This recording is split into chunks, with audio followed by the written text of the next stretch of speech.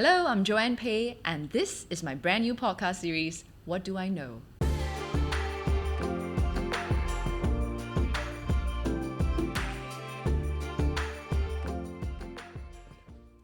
My guest today is a multi-hyphenate, and while Wikipedia describes her as a Singaporean singer-songwriter, scriptwriter, and YouTube personality, I do wonder though, how does she feel wearing so many hats?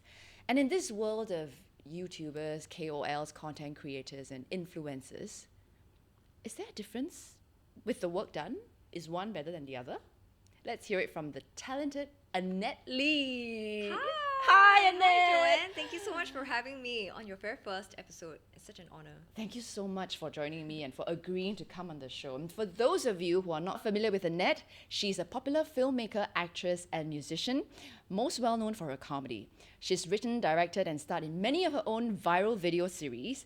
And you would probably have seen her work on YouTube, TikTok, and Instagram as she played very familiar characters like Chantel and Auntie Susan. You would also have heard of this song that she wrote and performed with Ben King called Cai Fan Song. So Annette, you are someone with so many ideas, and the difference about you is that you actually make these ideas come to life. We also have a lot of ideas, but sometimes we just sit around and think about it and nothing ever happens. So tell us, how do you do it? I would say some are easier if they're TikTok ideas, the kind of stuff where you just shoot with a phone and a tripod. But for some of the ideas that are bigger, like my more ambitious ideas, those do take a lot more time, and I need to coordinate with a lot more people. I like creating, and I like seeing things come to life. I recently did a web series, for example, and that took a very long time. It was almost a year on top of everything else that I've been working on. But despite it taking such a long time, it's just very cool that, just an idea can become a whole show that people are watching. And I think it's super cool. Yes, you mentioned, of course, the videos that you do at home, it's quite easy. You have a tripod, you have a camera. But the thing is, when I see some of the videos that you do, it's not just at home. You're in character, you're outdoors. You've done it like so fearlessly. I mean, was there ever any sort of concern or worry or anxiety that you had?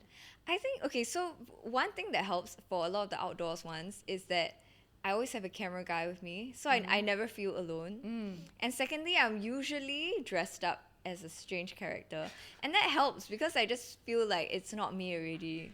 So even if the auntie walks past, I just hello, and she'll never know who I am because I'm dressed up as, I don't know, Donald Trump or something, and it just looks completely different. So to me, I actually feel safer in disguise. But if it was you, you would feel embarrassed. I might though, if it was myself and I was doing something embarrassing. But I think maybe after so many years of desensitizing, maybe once I switched back to myself and I really, really did something embarrassing, maybe it wouldn't be so bad. But I still think I'll definitely still have a bit more fear than compared to if I was in character. You did mention also before that when you started out, you also didn't know where this was going to take you, right? So I guess there's no pressure in that sense. Like, just do and then see where it takes you. Then as you go along and then you gain more popularity and people started to like what you do more, isn't there a pressure to keep up with this likability factor?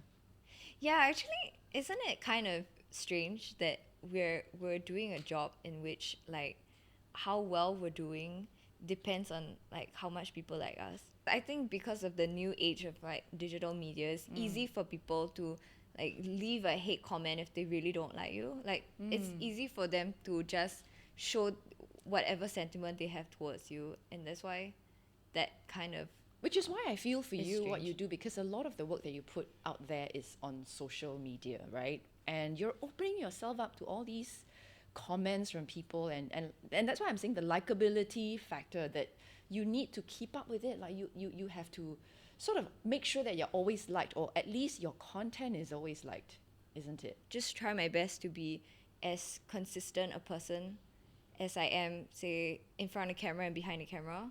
So I don't have to try so hard. Like when I'm on camera, I need to be a likable person, Like I just try to be authentic. So would you say that you you are not trying to please your audience? Would you say that? I would say I'm trying to make stuff that they would like. Ah, Yeah. okay. For me, it's like them liking me is a byproduct of me trying to make something that I believe they'll like. Yeah. So it's not so much me trying, the end goal is not like, please like me, you know? Right. Yeah. Right. So I also know that you sort of make a lot of videos of trends, or at least what you think is trendy. Why is this important to you?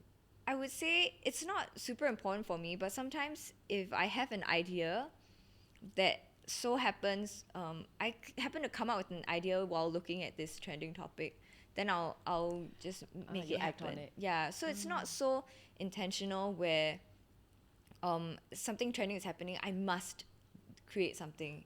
If I can't think of anything, I don't force it.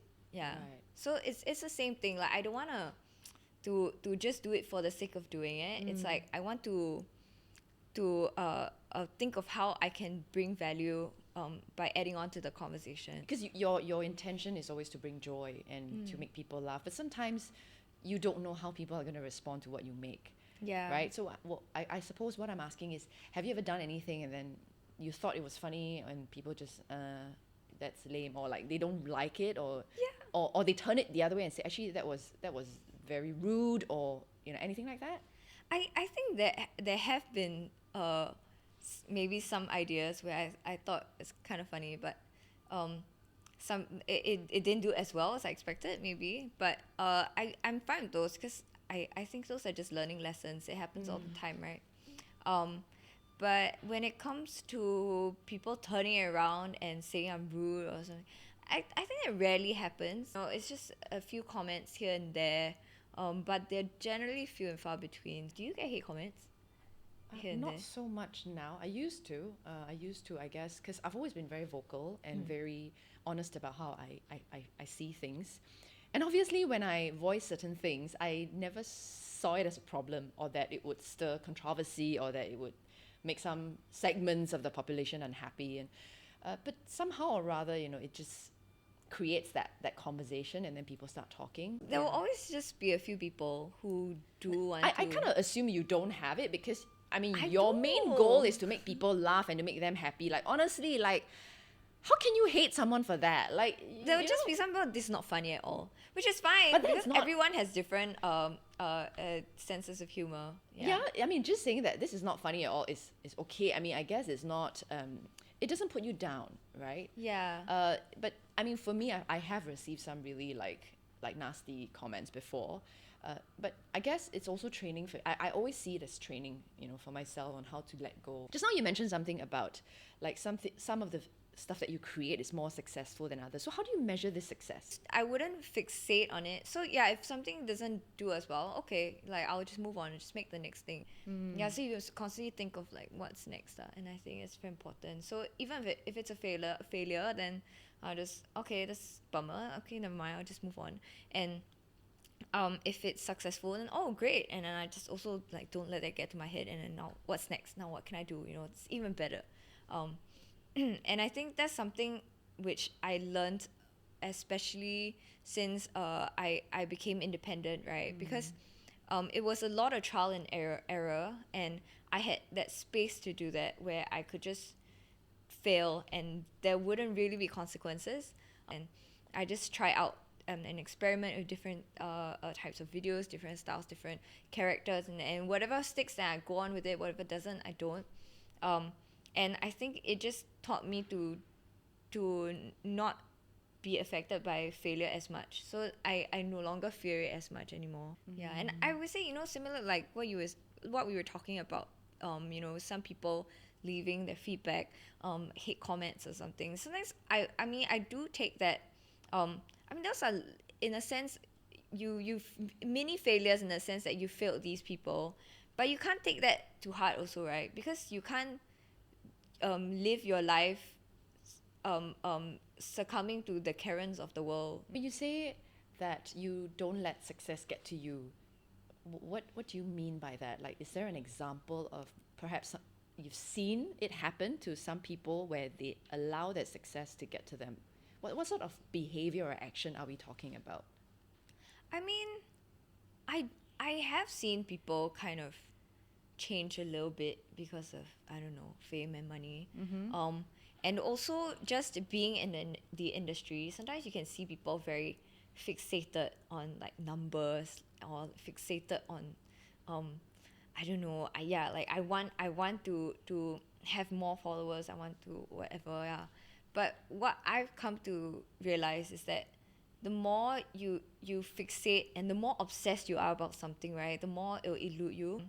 The more you just trust what you do, and don't fixate so much on that picture of success. Like it'll come find you. So, what are some of the things that, without being fixated, that you can do to sort of, I don't know, realize it or, make it happen for you in a more healthy and positive way? Like, do you have any tips or what you've done or practice yourself? I think it's just you gotta look beyond that that superficial idea of what you view success, right? Sometimes a lot of people, like, they just want fame. It's just like, why do you want it, and it's important to evaluate like what is it that you want behind it. They want love from people, and unfortunately I feel that just you're not going to end up happy at the end of the day, because they think that that's what you're going to get. And sometimes, in the same way as someone who's maybe just chasing money, like, I want to be rich, right? And you think that, oh, I'll be happy because that's when people will respect me and look at me. But sometimes that's not true, because people might still not like you, because if you're rich but you're a horrible person, then and in the same way, you think that you being famous means everyone's going to love you, but that's not true, because even if really everyone truly loves you, right, they don't really love you because they don't really know you. And so I think it's important that all these whatever it is that you feel deprived of, whatever you're craving, right, you have to settle it behind the closed doors first. And it's like I need to feel fulfilled already. I need to feel content already. I need to feel adequately loved already. And from there, like, okay, I'm not trying to achieve all these other things from the external world, and rather, as a creative, I can think of now, because I'm filled already, how can I give back, and how can I use my platform, or just use my voice, and how can I use that to instead return that love into the world. And I think from there, you'll be able to have also deeper connections with your audience, and have like start conversations, and just laugh together about things, cry together about things. And I think that's more meaningful, and that's more important for me, and that's what I feel is the most meaningful part about what I do. Yeah. Speaking of the value that you're giving back to us, I mean, how I stumbled on you is really during the whole COVID period. We are stuck at home, and plus I had this whole renovation going on, and there was just a lot of stress on many ends. And I just remembered the thing that we did. I don't know if you remember, a long time ago. This was the live stream thing. Oh yeah, and that was of how course. I knew of you. And then I don't know how and why, but I decided to look for you. And then I saw all these videos that you were doing, and it really brought me a lot of laughter. And I started to, every night, when I'm like unpacking all these negative things that I had to deal with in the day, I would just like watch your videos, and I just keep watching them. And they just sort of make me feel a lot better. And I think this value that you're giving back, which is comedy, which is making people laugh, it's actually very difficult. Comedy is a very difficult, I would say, genre to go into. But you have decided, to just navigate it like that. Like, has it just ever always been this way for you? That comedy has always been a part of your life, and you always had this ability to laugh at yourself and just not be embarrassed about the way you are sort of mocking yourself sometimes. I think growing up, like, humor was a big coping mechanism for me. And I would say, in difficult times, like, where I found like reprieve was in just like watching stuff that would make me laugh, or music. And so that's why I think as a creative, like, I connect very closely with comedy in terms of entertainment, and music lah, because those are things that gave me peace, and those are things that make me feel a lot better in my difficult times as well. Having gone through difficult times, right, like, learning to laugh about it becomes a way in which you can see life in not so serious a way, and you realize actually your problems aren't as big as you magnify them in your head to be. Yeah. Are you open to sharing like what are some of the difficult times that you went through and that you actually sort of laugh about it and use humor to cope? I grew up in a family that was, relatively dysfunctional. Like, parents fighting a lot of times and stuff. Growing up, my sister bullied me a lot also, by the way, which we're okay now, we're very good friends, but she will tell you like how bad So she your was older really sister, mean right? to me. Yeah, older sister.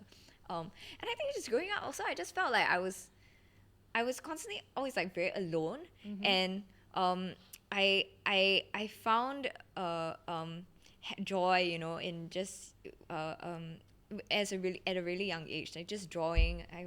I really liked drawing when I was younger. As I got older, I guess that moved on into me discovering music and watching shows as well. And I think that's how I developed that interest in both of those. When it came to when I was in JC and then in uni, I found a lot of stress as well, because in JC I was so stressed from just the subjects, because it was the first time in my life where I didn't understand anything. What subjects were you taking then? I took a hybrid. I took math, chemistry, literature and art. Oh wow. So lit and art were okay. Okay. But chem and math was seen as, oh, if you take the arts, you're doomed. You're doomed. And that's when I really told myself, okay, I'm just gonna go to university and study, and just study art, because that's really all I know how to do. And so it's just this whole process of having difficult moments and trying to figure out my life. And even after I graduated from uni, I had this major quarter life crisis also, because I was just, what am I going to do with my life? And what if the rumors were true and I'm doomed forever? And it was, so I think it was tough. And then so the older you get, just more worries just stacked on top of each other, just pile onto. It's like, welcome to life, right? And I think if not for learning to laugh about some situations and learning to turn some of the pain into art or into comedy, I think it would have been a very difficult time. Yeah. Do you sometimes feel that when we choose to laugh about the difficult things that happen to us, that we are actually not addressing the problem? Like we're just sort of brushing it aside by ha ha ha, and then we just brush it aside. Do you think that? I think it's a bit of both. Like, you gotta learn to laugh about it, but then of course you also take measures to get better. You take measures to try and solve your issues. But I think learning to laugh about it is a good first step in the right direction, right? Because you I think laughter is like disempowers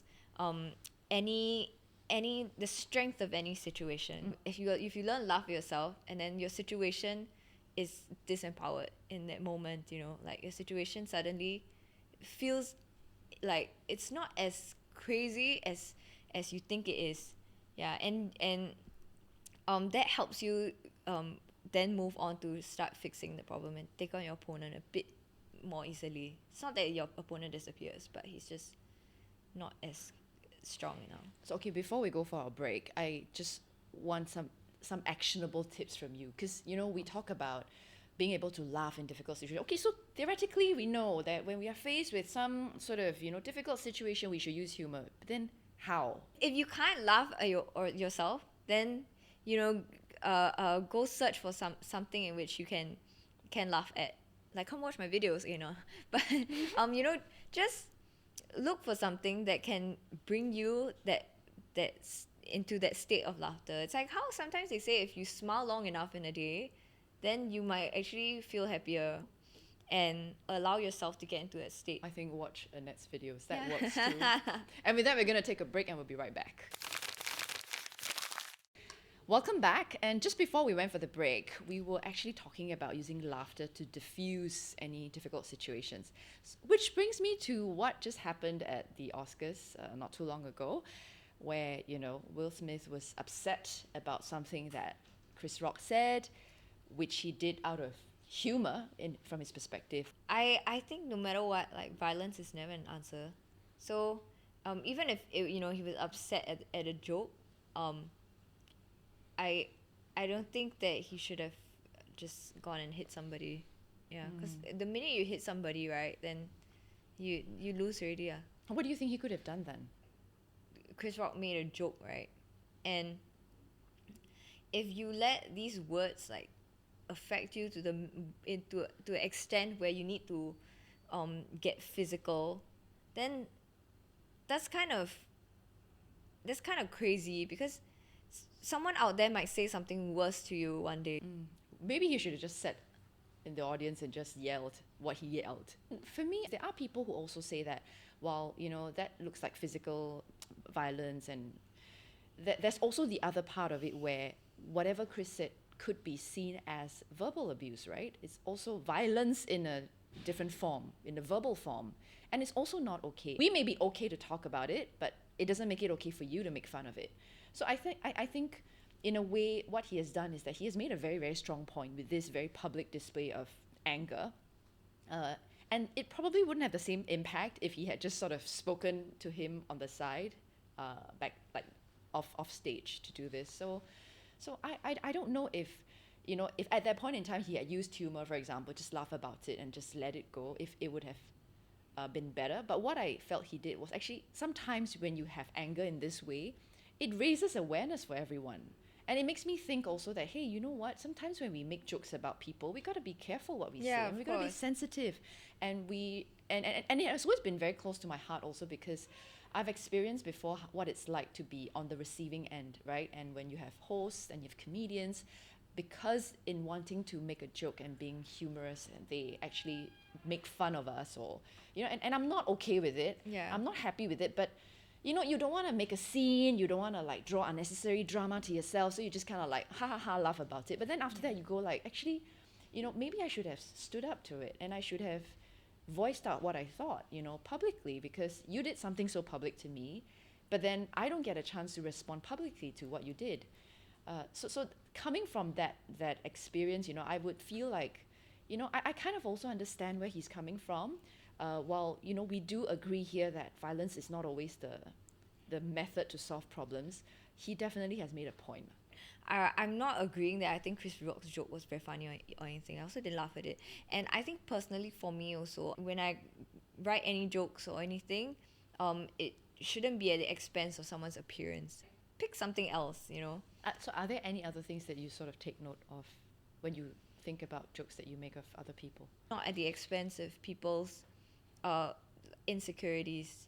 But you don't know what their insecurities exactly. are, right? So sometimes you don't know. So I never go too deep into something which I think that they're ashamed of, or like appearances. Okay, so earlier in the introduction, I mentioned that you are a multi-hyphenate, right?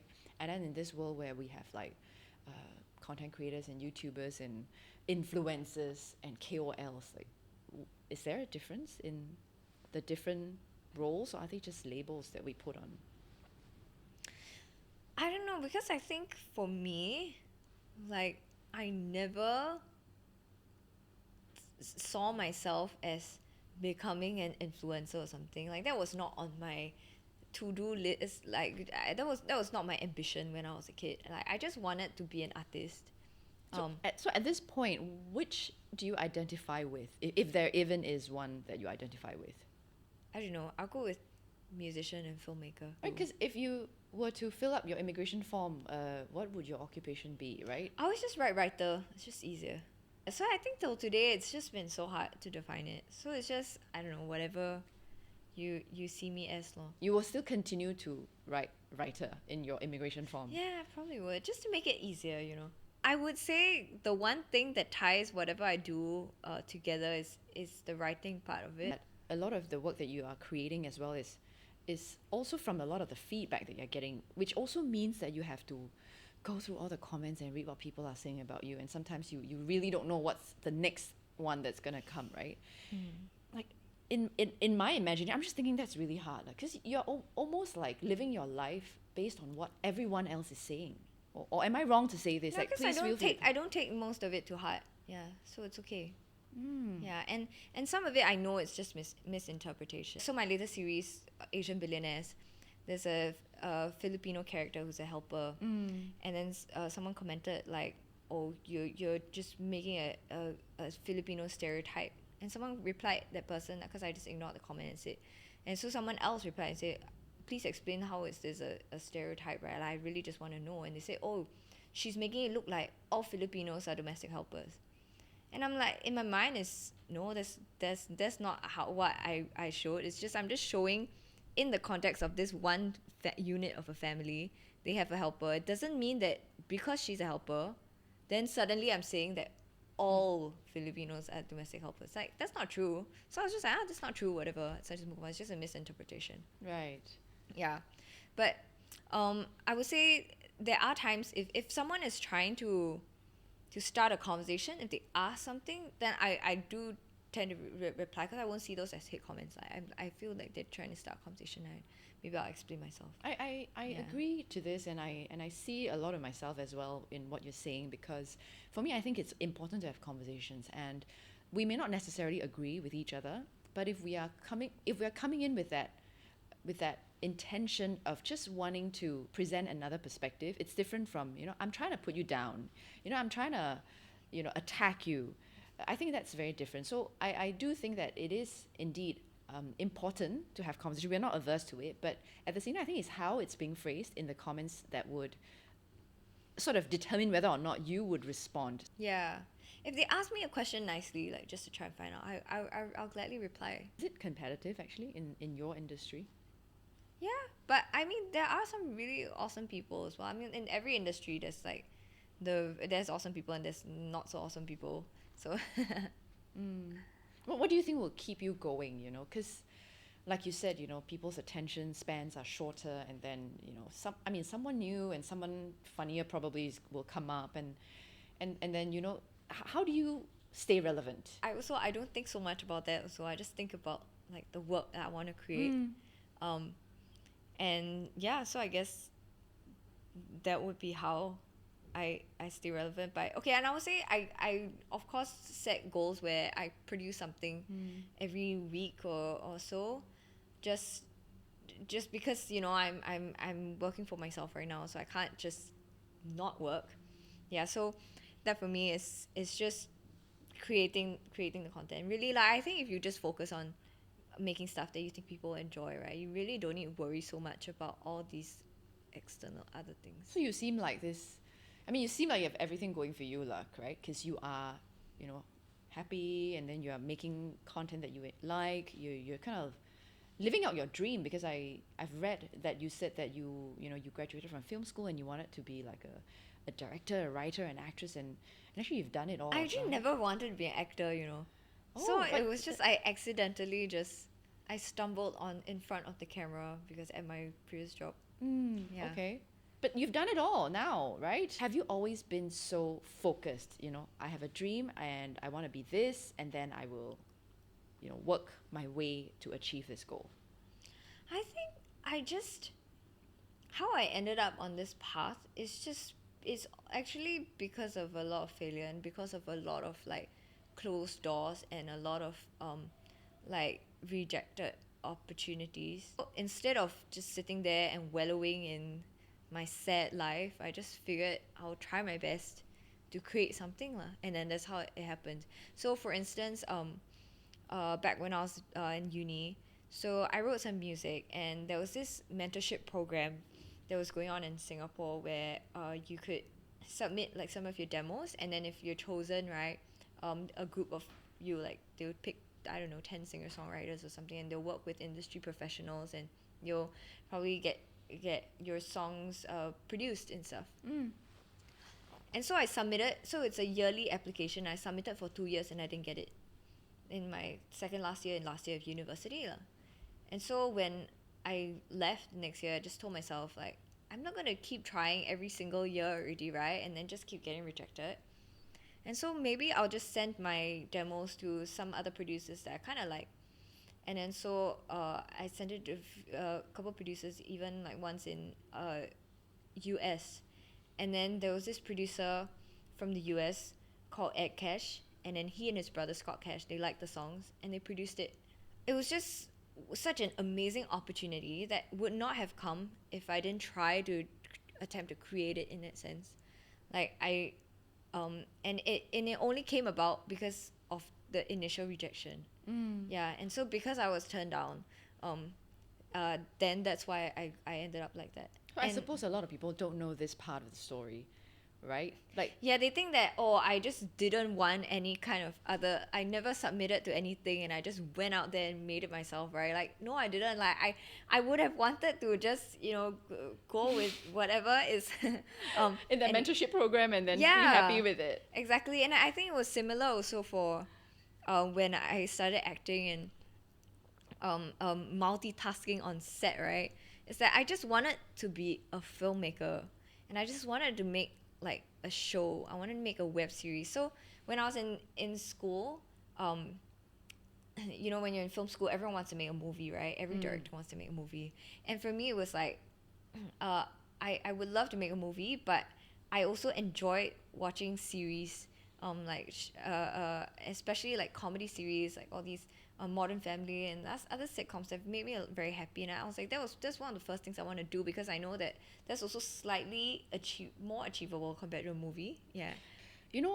I mean, first of all, it's just because I think that these days, a lot of the content that we are getting, a lot of the entertainment that we're getting, or the TV series that we're getting is so serious and it's so heavy. And oh my gosh, like, COVID is bad enough and I feel terrible looking at the numbers. And then we've got all these things going on around the world that is so unpleasant. And we are still seeing people getting killed on these TV series and all these psychopaths. And I'm like, whatever happened to the sitcoms and the comedies, And I said, I don't, people never see me as like a comedy actress, or people don't see me as being able to do comedy. Have you acted in comedy shows I've before? always wanted to. So I actually think when I saw what you did, I think I said to someone, no, I hope like one day I can work with Annette and then, we can do a sitcom together. And then, because I don't know how to write a sitcom.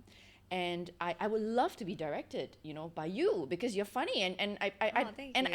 I think That'd if be you an think honor. I can do it, I'll be like, I also will have the confidence because maybe Any actor can be funny, really. no I one has really ever- believe, Really? Yeah, Tell me believe more about this. Like, if- every actor can be a comedian. Yeah.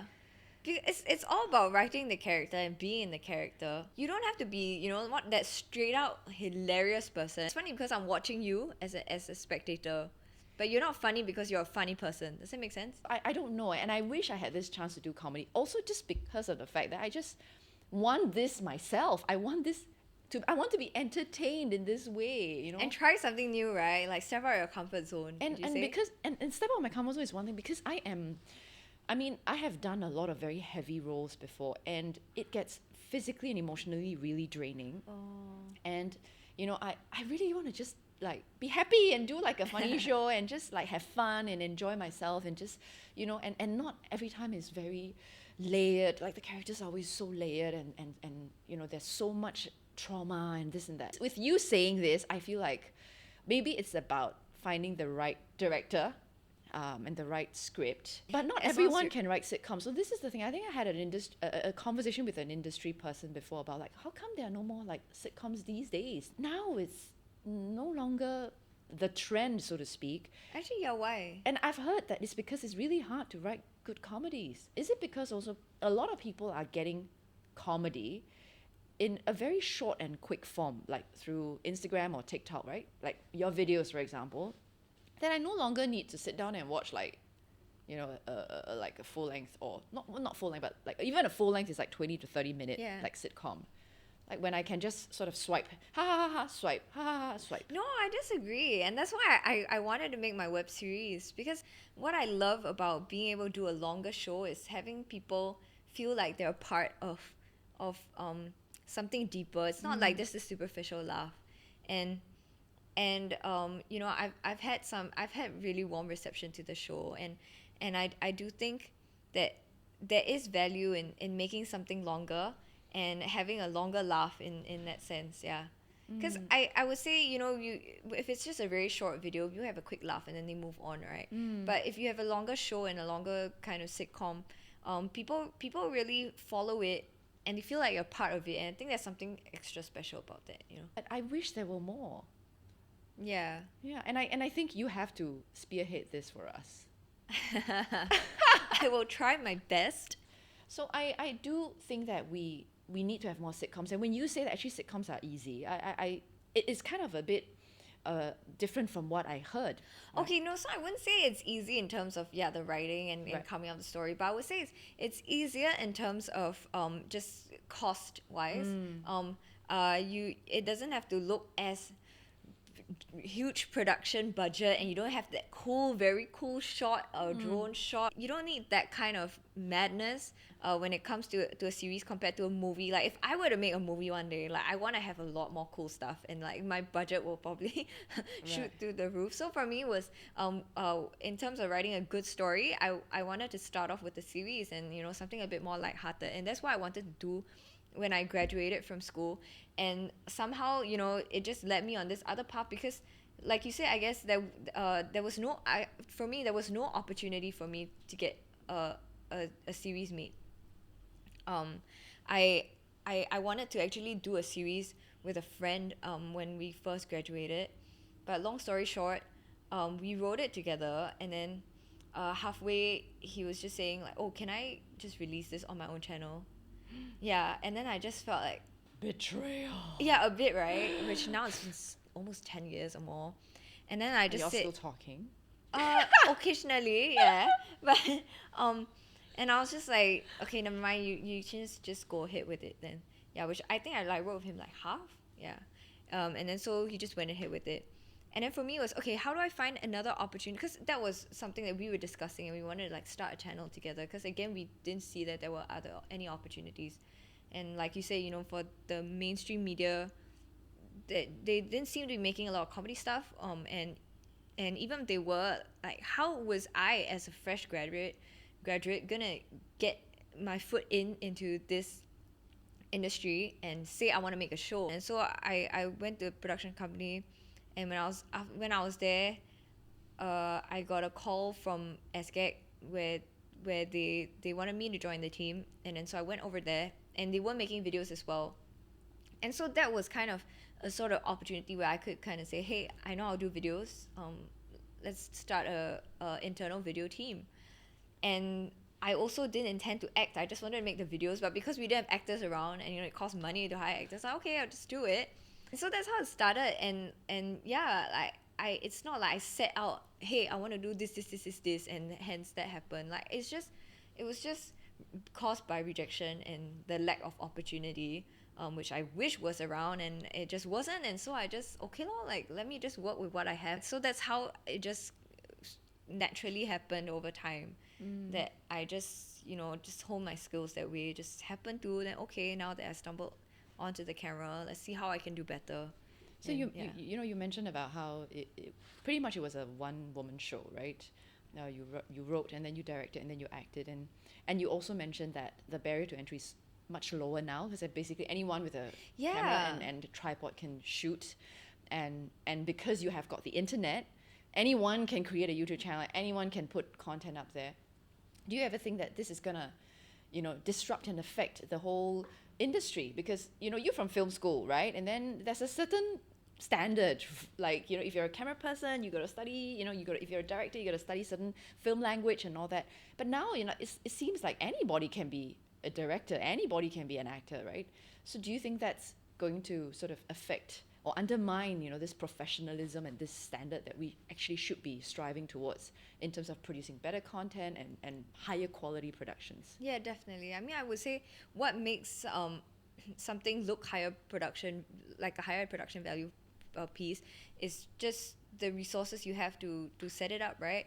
And so while it's a lower barrier entry just to film on your phone, I do always strive to want to achieve more than that. And that's why I work towards getting my series made, which that it costs way more money obviously than doing a TikTok. But that to me felt more like I was really going towards making art. And same for maybe some of like my music videos and things like that. That for me was striving a bit more towards I was making art rather than just a little quick skit. But I knew that at the point in time I had to start somewhere, right? And so I didn't want to be so purist or like snobbish, where at the beginning all I had was a DSLR at the company, and then they made me shoot skits, and I couldn't say no, sorry, I only work with Alexas and $10,000 lights, and until you make that happen, I'm not going to make a video for you. But no, I just shot with a DSLR, and then hardly any lighting, we go out and just shoot the sun. And I felt that, okay, from there things should improve, and resources should increase, and hopefully I could move towards making art lah. So do you think that now that people are consuming content in such short and quick form, I mean, there's no point in spending all that money to do a high quality production anymore, since sometimes you don't even get the numbers, you don't get that views, you don't get as much viral talk about it. But then when you do like a quick and easy and cheap TikTok video, it's like, wow, you get more numbers than that. You might get a short-term gain from like a little video, but I do think ultimately what really sticks and gives people a stronger connection and experience is something bigger lah. Yeah, so I always still do want to try, and you can tackle more issues, you can tackle more commentary, social commentary, you can tackle more just tackle more about like the human condition when you create something that's more layered and something that's bigger. So you have essentially taken very small steps to where you are today. In that sense, you started off with just a DSLR camera, like you said, and just no actors, you just did it yourself, doing viral videos, doing actually paid content videos, and then always wanting to realize this dream of doing a web series, and now you have a web series. So talk about this web series a little bit, just to plug and let people know what it is, where they can catch it, and who's in it. Okay, so you can catch it on my YouTube channel. It's called Asian Billionaires, and it's a mockumentary about a fictional billionaire family in Singapore, and they're just navigating their rich people problems and stuff. But it's also, I hope, just a relatable story about a family for everyone who watches to feel like they identify with, and that I hope they'll enjoy it no matter who you are, where you're from. And it stars Gurmit Singh, Amy Cheng, Benjamin King, myself, and a Filipino actress called Pao Diaz. So it was a lot of fun to shoot, so I hope you guys enjoy it. Yeah. So what's upcoming? What's the next big things? So I'm doing a concert as well on the 16th of April, which is very soon, and it's called Annette Lee All-in-One, where it's sort of like an all-in-one of everything I do, which is music and some of my comedy stuff. You'll see my characters, and there's going to be fun surprises where okay, fine, I'll spoil the surprise. You'll likely be able to see Really? Some of the cast of Asian Billionaires as well. Yeah, so it's gonna be a lot of fun. It's gonna be I won't spoil too many surprises, but I spoiled some along the way, like how we'll be doing that Cai Fan song. So it's okay. I also don't want to keep too much in the dark. If not, people will be wondering what's going on. So it's a concert, and I opened it as a ballot, so I didn't sell tickets. It was just sort of NDP stuff. But by now it's closed already. The ballot's closed, so you can't sign up anymore. Yeah. But it's very oversubscribed, so, and I want to. I feel like all of us we have been spending years dealing this pandemic, and like you say, it's been dark, it's been just difficult. And I thought and as I was discussing just now about thinking of ways how I can give back to my audience, right? So I just felt that if I want to do a show, then since it's like my first kind of big show, and it's the first one since the pandemic is sort of starting to open up, I didn't want to charge people for it, because I wanted people to be able to come whether they can get a ticket or not. And so just this is, I would say, like my gift to my audience, and like a post-pandemic gift. And hopefully everyone can just come together and we'll just hang out and we'll just have fun, and it will be so it will just be a time where I can finally meet everyone in person, which is so awesome and so exciting together. I wish you all the best, and I think you will do a great job as what you've done so far already, and that I hope that this will mark a new chapter for you, and bigger and better things will come. Thank you so much, Annette, for joining me on my Thank very you. first episode. Before you go, please tell our listeners where they can find you. You can find me at Annette Lee on Instagram. My TikTok is slightly different. It's at Annette and a Fish, and which is like my name, which is a pun on Annette. And you can just search Annette Lee on YouTube as well, and I'll be there. We've come to the end of this episode, and if you like what you hear, please give us a thumbs up and also remember to hit subscribe because you don't want to miss a single episode. An audio version of this podcast is available on Apple Podcasts and Spotify with links in the description below. Now that you've heard Annette shared with us how she navigates her life as a creative and how she's turned her ideas into reality, what is your biggest takeaway? Tell us in the comments below. All right, thank you for joining us today. Thank you. Thanks for having me, Joanne. Like, it was such an honor, you know. Okay, you're not old lah, okay, but I grew up watching all your shows. I really appreciate all the everything that I watched you in and everything I watched in MediaCorp when I was growing up, because that really sparked like my passion and my inspiration for whatever I'm doing as well. Oh, Yeah. thank you. I'm glad we inspire each other because I always do think that we also have a lot to learn from the next generation. Not that we are that far off. Yes, okay. we're not. All right, thank you. Bye. Bye.